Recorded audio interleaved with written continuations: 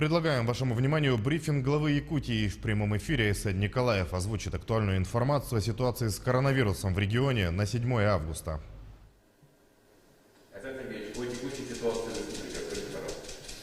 На сегодняшний день у нас за последние сутки зарегистрировано 56 случаев новой коронавирусной инфекции. Из них 46 – это город Якутск.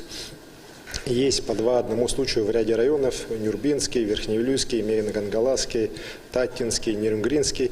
В целом ситуация достаточно стабильная. За сутки проведено 2841 тест на коронавирусную инфекцию. При этом хочу отметить, что, к сожалению, у нас растет количество тяжелых больных. Их сегодня у нас 39 человек. Из них 10 на аппаратах искусственной вентиляции легких. Видим, что есть случаи распространения в районах, в основном через случаи внутрикорпоративные, семейные, различные праздники, свадьбы, юбилеи. К сожалению, есть случаи также попыток организовать там какие-то массовые мероприятия типа концертов. В частности, в Мирнинском районе был такой вопиющий случай. Конечно же, эти все мероприятия приводят к тому, что у нас просто в тех или иных районах начинает расти заболеваемость коронавирусной инфекцией. И здесь, конечно, людям надо понимать, что соблюдение ограничительных мер элементарных, ношение масок, недопущение таких больших скоплений людей в общественных местах, конечно же, это требование времени.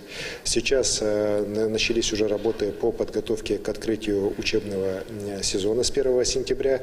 Работа началась по всей республике. В принципе, мы считаем, что учебный процесс начнется в установленные сроки. Конечно же, надо на местах органам муниципальных образований провести работу по подготовке помещений школ, то есть установление рециркуляторов, обеззараживателей воздуха. Это тоже сегодня уже требование времени. Причем это, наверное, даже касается не только и сколько ковидной инфекции, но и в целом улучшения здоровья наших детей. Поэтому в этой части работа по республике сегодня идет.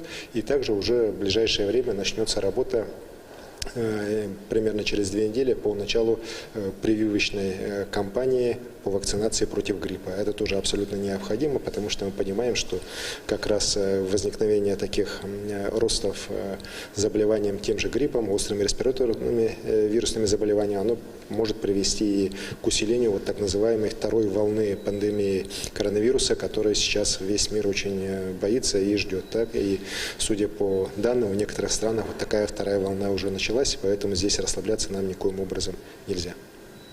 Спасибо. Это был брифинг главы Якутии Айсена Николаева о текущей эпидобстановке в нашей республике. Мы следим за развитием событий. Оставайтесь с нами.